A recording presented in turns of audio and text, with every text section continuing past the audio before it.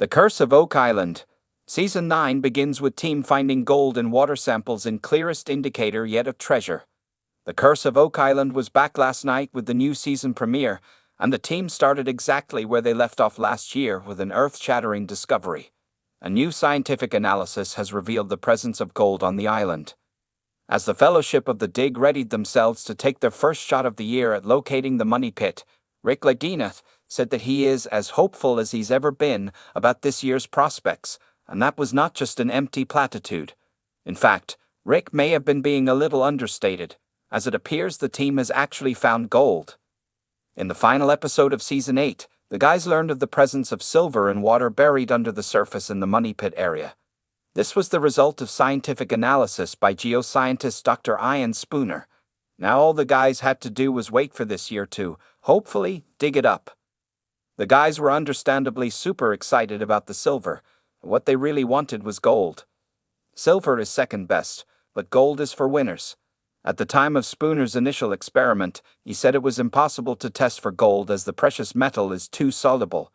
The guys consoled themselves by concluding that if they find silver, they'll probably find gold. However, in the meantime, Spooner had found another geoscientist Dr. Guy called Dr. Per Pufall from Queen's University, Ontario, and he had a laboratory that could test for gold. Nothing is completely soluble, said Pufall when quizzed about how this was possible.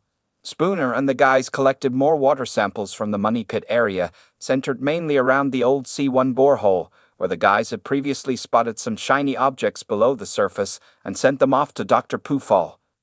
We viewers often have to wait weeks or months for results, but thanks to last night's episode, we only had to wait about 15 minutes for Pufall's results. Spooner was visibly trembling with excitement as he announced that gold was found in a number of the boreholes. Marty Lagina is over the moon. Marty Lagina was delighted. I was over the moon about silver in the water. Now they're saying gold, he said. Pufall confirmed that traces of gold were found in the water, and much more than could occur naturally, which means a deposit of gold treasure is likely leaking into the water. Pufall said he'd get back to them with a more detailed analysis. It turned out the guys couldn't wait for that. They got the Choice Drilling Company in straight away and told them to start drilling some boreholes with their 30-ton sonic drill rig. The guys are hoping to find something with the boreholes and then switch to the 10-feet casing cans in the future. Rick pointed out that this year's drilling was different from all others. Usually, they set up a grid and just hope to find something, but this year they've already found something, and they just need to find out what it is. Simple.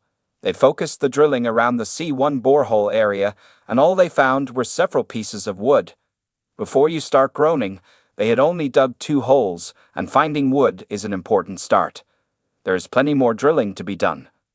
Unnatural levels of gold in the water confirmed. At the end of the show, Dr. Pufall was back on a video call to confirm the amount of silver and gold in the water samples. He all but confirmed that the level of gold was not from natural causes, and he also pointed out that all the gold-containing samples came within a 50-foot area, so there's definitely something in the C1 money pit vicinity. Marty, half-jokingly, asked his brother, "A couple of weeks to the gold?" The whole team laughed, but it's clear they think it's possible.